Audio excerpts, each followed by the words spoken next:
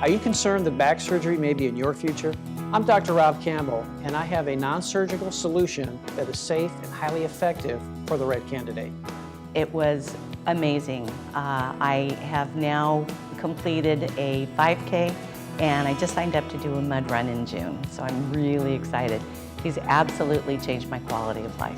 Our unique method allows your herniated disc to self-repair without side effects. Avoid the injections and surgery. Call today for your no-charge appointment.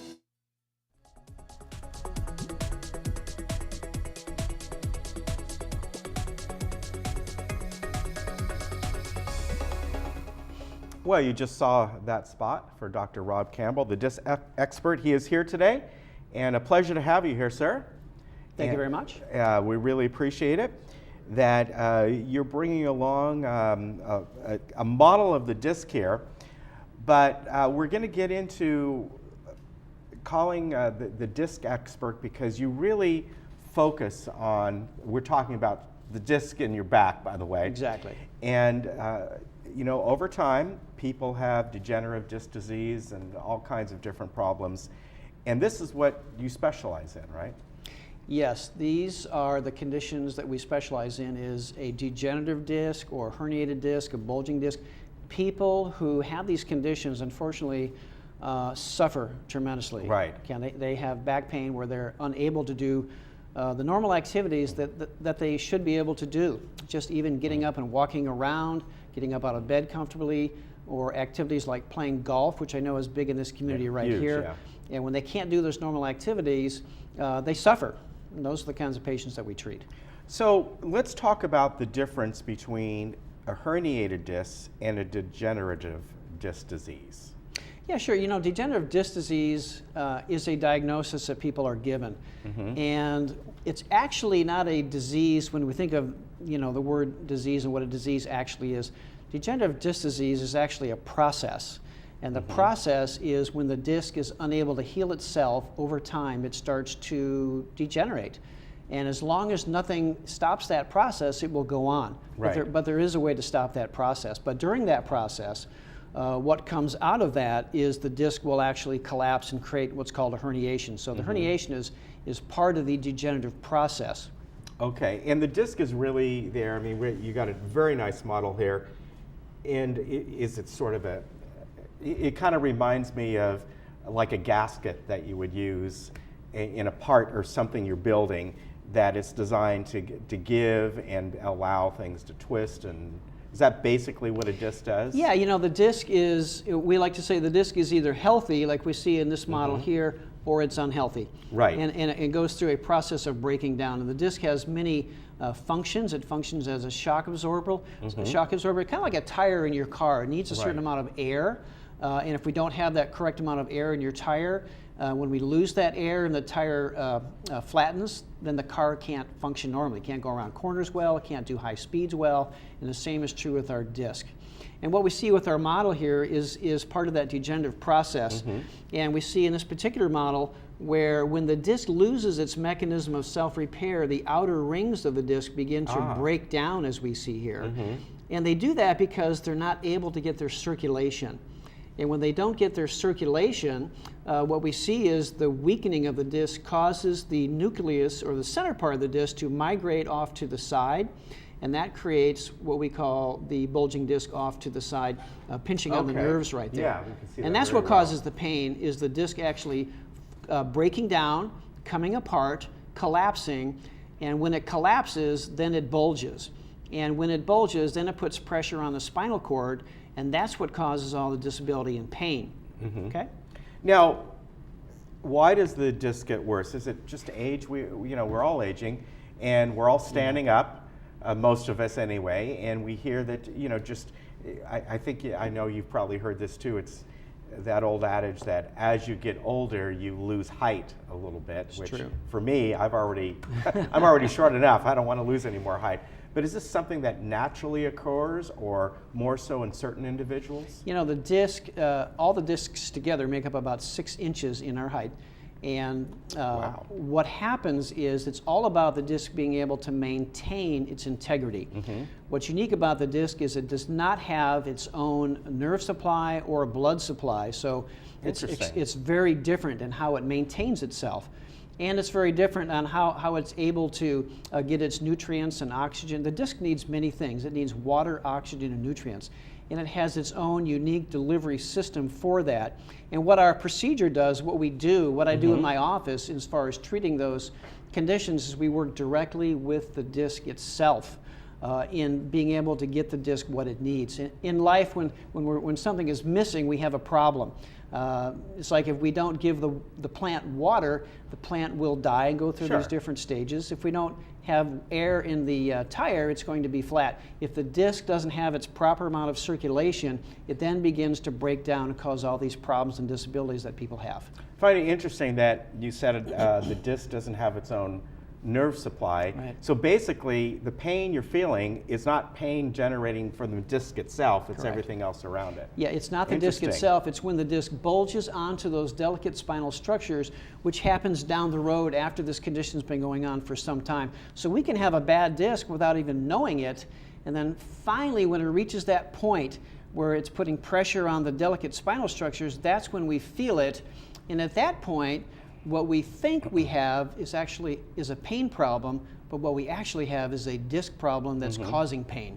Sure, and I think that's true of a lot of pains we have. You got to find the underlying cause of it, right? Yes, you do. And this is the difference between your procedure and procedures that often are called pain management, which when you think about that, that's like, well, we'll keep your pain, we'll just manage it. But your procedure there's a difference there, am I right?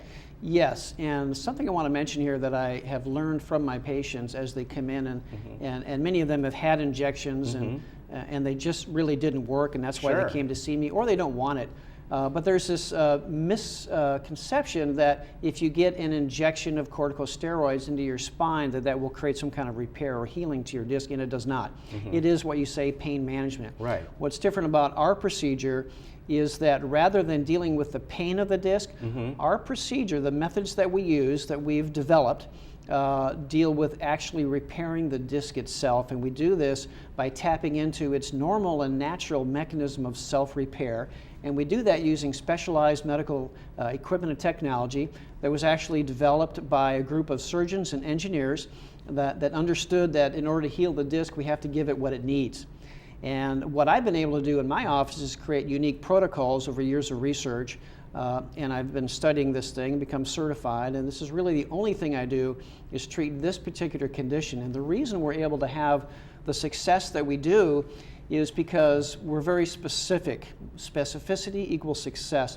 When we're specific about the type of condition, a herniated disc, a degenerative disc, we have to see that on the MRI.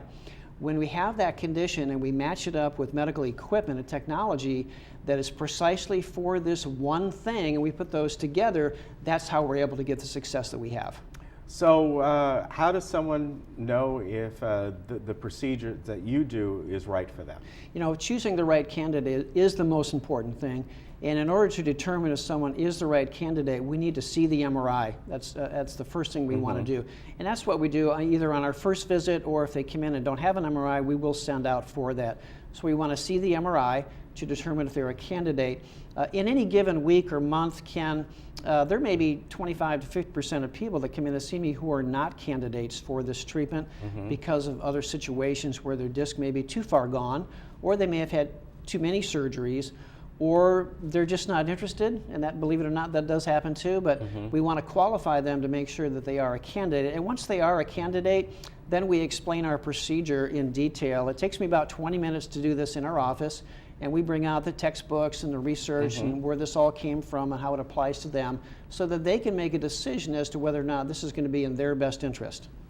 What about just taking care of yourself in general? Maybe people are fine right now.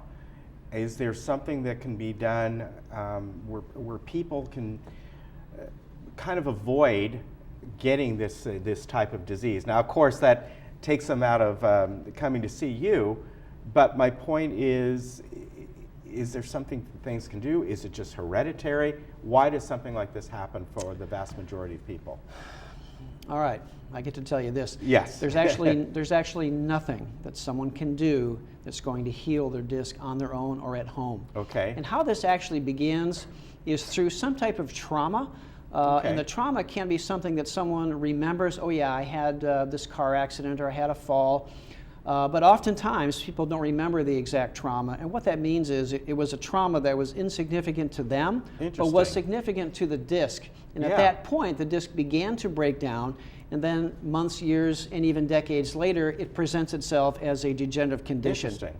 Wow. So it's something that I can see. It's not about diet or exercise, or which always helps, of course. Sure. But the point is, as you said, it could have been, they might have been riding a bike when they were 22 years old and hit a bump a certain way, and okay, my back's kind of tweaked, and by the next day they were fine because they're young, but that might have progressed over years. Exactly. There's something that happened that caused that normal mechanism of self-repair to stop. Yeah. And when that stops, a progressive sequelae of events happens where the disc is no longer able to get its nutrition, and then because of that, it dries up, or the technical word for that is called desiccation.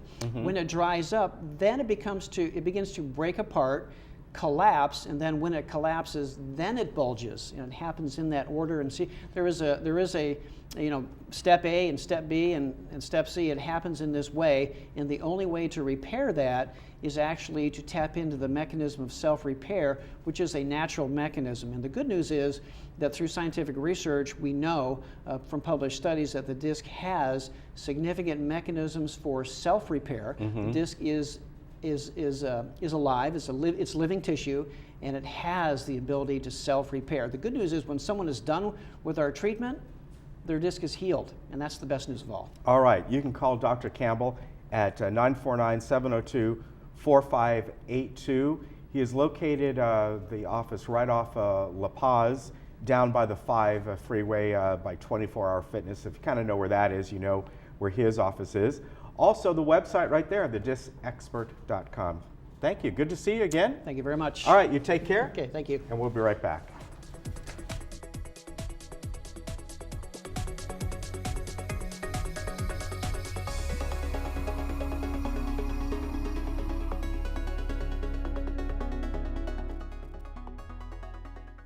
Are you concerned that back surgery may be in your future? I'm Dr. Rob Campbell, and I have a non-surgical solution that is safe and highly effective for the right candidate. I had multiple herniated disc in my back and was a candidate for surgery. I didn't want to do that. After meeting Dr. Campbell, I'm now training for a full marathon. It changed my life. Our unique method allows your herniated disc to self-repair without side effects. Avoid the injections and surgery. Call today for your no-charge appointment.